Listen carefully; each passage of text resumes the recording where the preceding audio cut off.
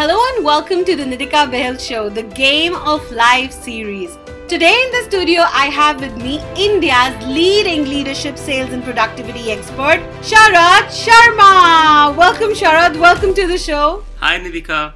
Sharat, would you like to share with my listeners what is it that you really do so that they can understand a little bit better about your profession? Okay, before we begin, Nidhika, I really want to congratulate you for the massive job that you're doing, inspiring millions of people using your channel. I really want to congratulate you on that. Thank you so much. You are so kind. Thank you so much, Sharat. So Nidhika, you asked me what do I do. Before I talk about what do I do, I would like to talk about why do I do what I do. Awesome. So this was about a few years back when I was working in a corporate environment, and I realized that there is a crisis of leadership. I've been part of leaders where leaders inspired you a lot, and I've been part of an environment where leaders were the biggest roadblock of any organizational growth. Yes. Yes. Right. So being in both the environments, I realized that leadership is the only thing which can build an organization or break an organization. Absolutely. And if not just within an organization, but even if you look at personal life, tell me which point of life you don't lead someone.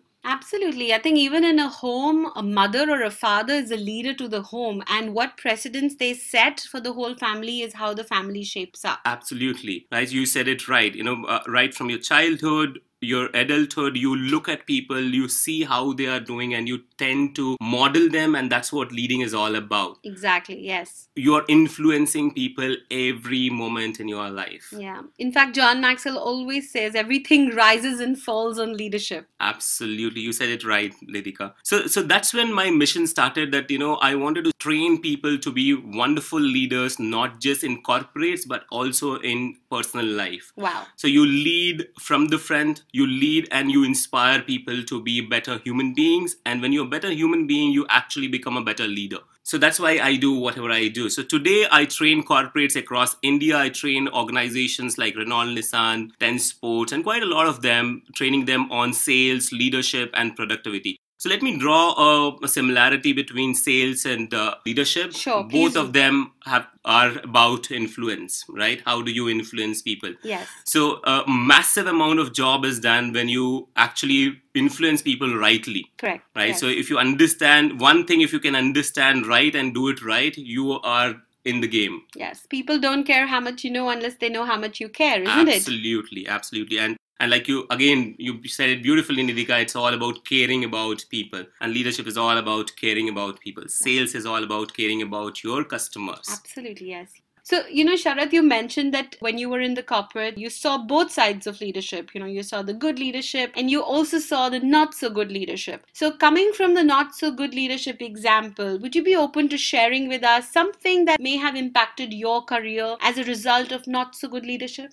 Well, certainly, Nidhika. So when I was in the corporate world, I realized that because of bad leadership, one of the instances that happened with me was I was asked to leave the organization. Oh my God, really? Yeah. In spite of, dedicating a lot of my work, giving 100% of whatever I have got, I was asked to go one fine day. And I always felt that I've done everything right. But wow. That message, when it came in, it was like a very big hit to me. Yes. And I realized that in spite of giving so much, just because of a wrong leadership decision, yes. and just because of a wrong leadership style, I was asked to go. Yeah. And when I came out of the organization, I realized after a lot of people started calling me and talking about how the leadership was not so right in the organization. A lot of people started complaining about how can this leadership thing can be fixed. Absolutely, yes. And yes. I think over a period of time, I realized that everything is around leadership. Yes, and your life revolves around a leadership. Corporate life revolves around leadership. So that became my mission, and I never looked back. I said I need to work on building great leaders in every aspect of my life. Right. And another thing, when I went back and did a lot of research, today, let me ask you, who comes to your mind when you talk about leadership? Martin Luther King, for example, and maybe Mahatma Gandhi. And who else? Maybe Abraham Lincoln. So if you look at this, is quite a decade back, right? That's right. And today, if you look around, you don't find the leaders whom we had. At least not at the top of our mind, for sure. Exactly. Yes, Exactly. Yes, you're right. So, so today, the biggest thing that we need to do, again, to build leaders, just like Mahatma Gandhi, Martin Luther King, Mother Teresa, they all had one thing in common, was the passion for people. People, yes, Right? absolutely. They always kept people before their own interest. Absolutely, right? So that's exactly what has to be done today. I feel there is a big crisis. In fact, research says that 86% of employees feel that there is a crisis in leadership. And I couldn't agree with you more, because frankly speaking, when I was in my corporate job for 7 years, many times I saw situations where, because the boss got so threatened by the potential of the junior employee, that they made it so uncomfortable for them that they actually would quit and find another job. Absolutely. It happens very often in corporate culture. Absolutely. And I get to hear that so many times in my training programs. Yes. So you're absolutely right, Nidhika. And if you're leading somebody with fear, you are not tapping into their potential. Absolutely not. And if you're able to create that culture of care, trust, that's when you tap into the potential of every employee. But then, Sharat, I'm sure you would agree that where in our education system are we taught about, working in collaboration? It's always so competitive. Every year it's about who's going to get more marks, who's going to win in the race, who's going to play better. So there's always so much competition. So very interesting question I want to ask you is that, when you're dealing with people who've got such a strong backing, because usually people in leadership positions that you may be dealing with would be mid to senior managers, right? So they have a lot of years of experience that has gone in. How do you change their mindset? What do you do with it? Right. So let's look at this question from a very different perspective, right? So there are 3 levels at which we can operate. The lowest level at which we will operate any day, right from your childhood or in an organization, is a level of comparison. Absolutely. If you start you cannot compare two individuals. Two individuals have 2 different fingerprints. So there is no way that you can ever compare 2 individuals. Right. They come with their own potential, and as a leader, it is your responsibility to tap into their potential. Definitely. Yes. Right? And the second level at which we live is by creating a competition, right? Yeah. You and me would have grown up in an environment where there was always Sharma ji ka beta zyada number lata hai, never right? A collaborative environment, always a competitive environment. Absolutely. And what does competition do? One, it kills the potential again. It kills the spirit, totally. Exactly, it kills the spirit. Now, the highest level at which you can live is to allow every individual to create themselves. Wow. Create the space for them to unleash their real potential. Awesome. Right? Love it. That's the thing which every leader must do. If you create an environment of competition or create an environment of comparison, you are not tapping into their potential. Right. Allow them to be created.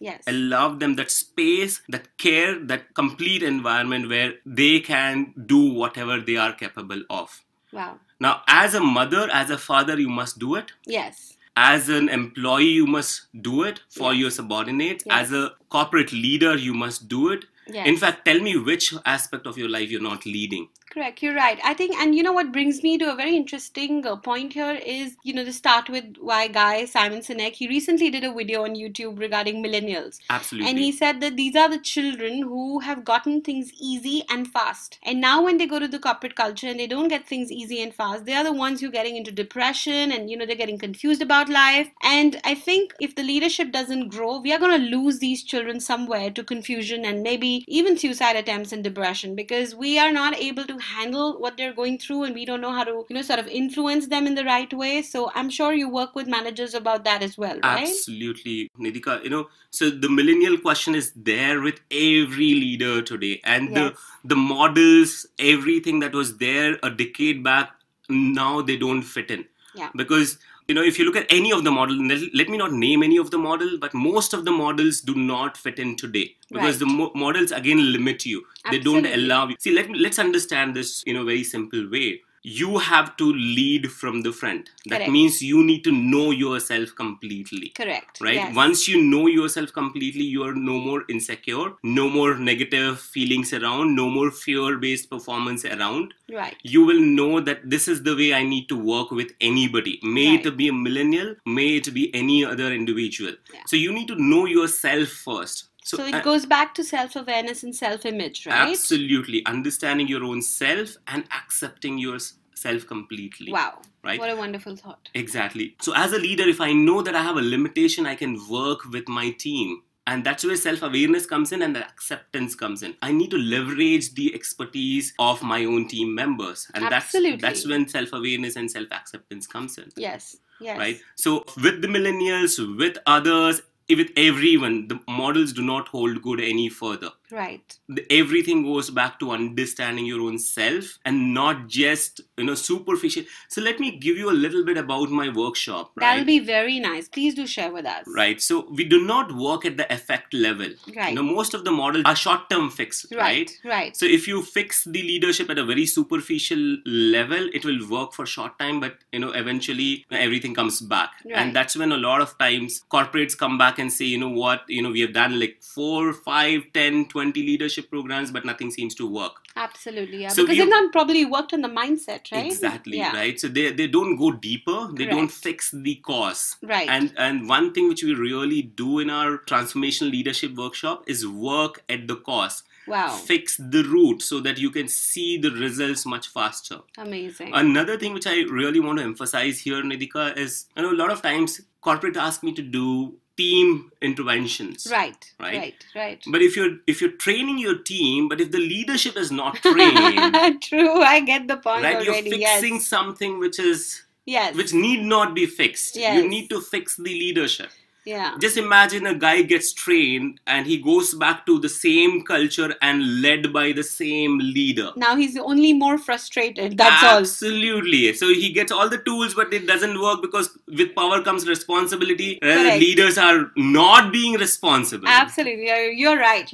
Right. So the thing which needs to be fixed is the leadership, not the team and team dynamics and all of that. That's right. So you lead from the front. Absolutely. So Sharat, do you also do programs in the open market for people who may not necessarily be, in the space of leadership or, in managerial roles, but may be willing to just come in for personal growth? So do you do open workshops as well? Yes, I do, Nidhika. So let me also share why do I do that? Yes. Because today, again, most of them are listening to this podcast on a device. Right. And technology has brought us together. Absolutely, it has. Yes. It has certainly helped us a lot, but it has also brought in a lot of distance between people. Right, yes. Right, and you can lead people with technology, but there is a lot more that a leader must do. Right. And when I say leader in this context, it is everyone, including a parent. Absolutely. Including a sibling, including a spouse, as a student,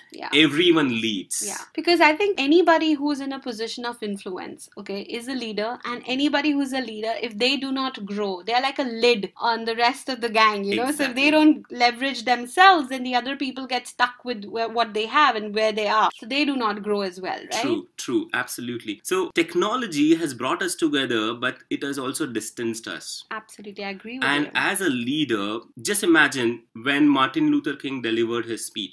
Mm-hmm. There was no technology. Yes, but it was so powerful that we remember it even today. Exactly. And if you look at the number of people who came in. Whoa, yes. Amazing. And if you look at Mahatma Gandhi when he did the Dandi March. Yeah. No technology again. No technology again, and people were moved. Yes. Right. Look at any great leader. Yeah. They moved people in spite of not having technology. Yes. Now, today, technology is creating that distance. Yeah. Now, in this generation, in this decade and the decades to come, every leader needs to find this balance between technology as well as human touch. Yes. And that fine balance is something which needs to be done as soon as possible. Yeah, I think as of yesterday is more like it. Absolutely. And like you just said, there are individuals or students or the younger generation, the millennials, who are going through so much of a stress, depression, and committing suicides. And we get to hear this every second day. Absolutely, yes. Technology is distancing people. Definitely. Relationship between a parent and a son or a kid. Yes. People living in the same home. In fact, people sitting next to each other are communicating with each other on Facebook through likes. I mean, it's weird, but it's true, right? Sitting in the same house, they're sending SMS to each other rather than calling out their names. It's no more like, Mom, it's like an SMS to Mom, I'm hungry, can you send something to my room? It's weird, right? So true, Nidhika. So that's what we make individuals understand. We ask them to work at the root. Yes. if you go 50 years back and if you look at our parents, how they led us, they had space, they had time, they had, we used to have dinner together. Yeah, there was family time. Exactly. Yes. And that's something which is missing. Right. And if you need to lead people, you need to spend time with them. Absolutely, yes. Corporates, there were times when, leaders used to have a lot of great meetings in the boardroom. Today, everything is technology driven. Correct, yes. In fact, surprisingly, I had a conversation with one of the senior leaders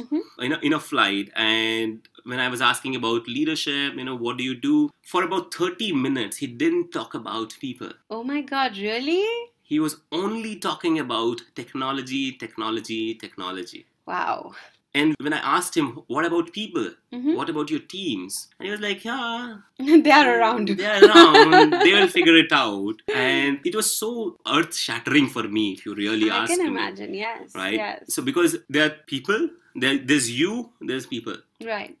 If you don't lead well, the next generation. Correct. You already see, right? The next generation is getting, impacted. Yes. They're suffering because you didn't lead well. So every generation says, this generation is not doing well, but it is not doing well because you didn't lead them well. Absolutely, I agree with you. And I think it's even true for homes. Because if, a lot of parents blame their children for being problem children, right? But they never understand that they may have actually contributed at least to a certain percentage for them to become problem children. Obviously, the leadership was lacking somewhere in the home, whether it was in terms of understanding or giving them the space to openly communicate with them or being able to come up to them and share their troubles. All that is missing, and it's all part of personal leadership. Would you agree? Absolutely, Nidhika. You rightly said it. Again, when you look back, our parents, they used to sit back and ask us, what's happening in your life? Yes. How are you doing? And, now everyone is so busy that... Yeah, even small babies are in crutches. They're not with their parents anymore. Yeah. It's really sad. And just imagine, Nidhika, when you leave the space blank,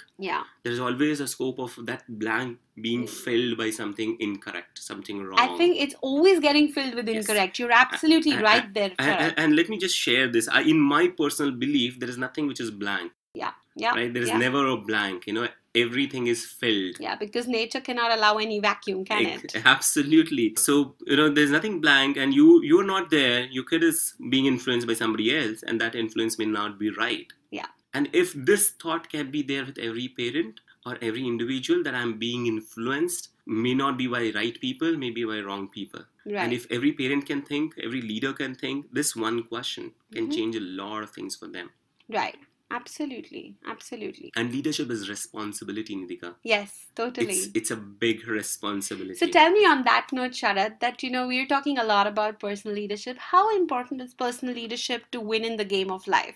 Okay, so game of life, right? I've heard a lot about it, Nidhika. So let me tell you, leadership is responsibility and game is also responsibility. Yes. Right? If you look at Dhoni, when he took the captainship, he was 100% responsible. Yes, and definitely. He fulfilled his responsibility. That's when you see we have won all the cups. Right? True, yes. And that's how game of life is, right? Yes. We are a cricket crazy nation, so I gave you that example. But let's look at personal life as well. If you take that role and fulfill that role, taking complete responsibility, look within, understand your own self, leverage on the expertise of other people around you, not feel, threatened by them. No, don't compete with them. Think about how can you create things together. Yes. Think about all of that and your life is more beautiful. Absolutely. Yes. That's how game of life needs to be played. Wow. So on that note, you have to share with my listeners if they wanted to get a workshop with you directly, like in an open setting, or if they wanted to invite you to their corporate so you could do this fantastic workshop with their entire team, how could they get in touch with you? So thank you so much, Nidhika. So this is what they need to do. They need to go to my Facebook page. They can find a lot of details there. Since Nidhika is asking me, I'm going to give you my personal